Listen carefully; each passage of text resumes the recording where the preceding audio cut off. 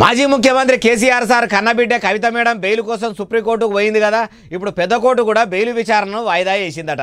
కడిగిన ముత్యమూలే బయటికి వస్తుందని కారు పార్టీ లీడరు కలలుగా అంటుంటే కవిత మేడంకు ఎన్ని మాటల పిటిషన్ వేసినా బెయిల్ మాత్రం రాకపోవట్టే. ఏ జన్మల ఏ పుణ్యం చేసుకున్నదో గానీ ఈ జన్మల మాత్రం కల్వకుంట్ల వారి ఆడపడుచు కవిత మేడంకు కష్టాలు మాత్రం తప్పుతలేవు.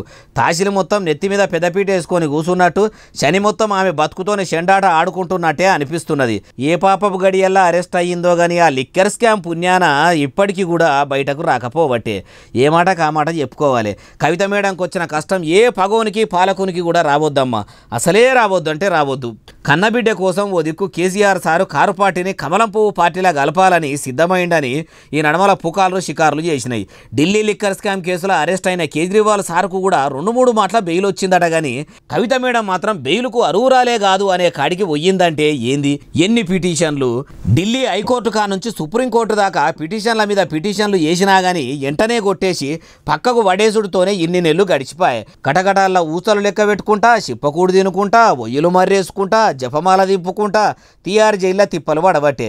శివరాఖరికి సుప్రీంకోర్టు అన్న బెయిల్ ఇస్తదేమో అని ఆశతోని పిటిషన్ వేస్తే ఆయనతో పెద్ద కోర్టు కూడా నెత్తి బొప్పిగట్టేటట్టు సుత్యతోని సరసుడు జరిచే. ఆ న్యాయస్థానం కూడా ఈ నెల 20 తారీఖు దాకా విచారణ వాయిదా వేసిందట.